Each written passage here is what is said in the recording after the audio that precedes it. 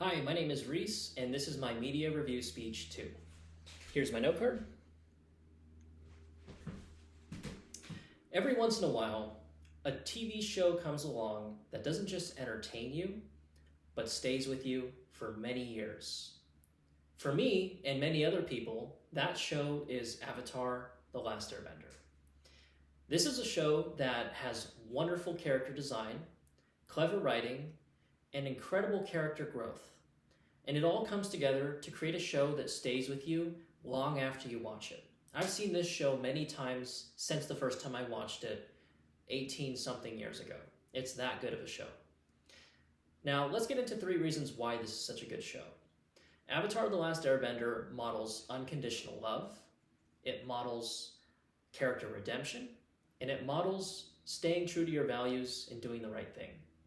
Those are 3 really valuable themes that are worth paying attention to. I'll explain a little bit about each.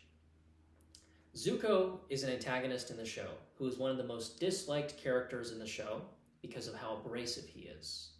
And then his uncle Iroh travels with him in order to counsel him throughout this journey. So I can't get into too many of the specifics because we're short on time, but this is really a good dynamic to watch. It shows how you can give someone unconditional love and be by their side even though they are abrasive, rude, and very difficult to be around. Then you have character redemption.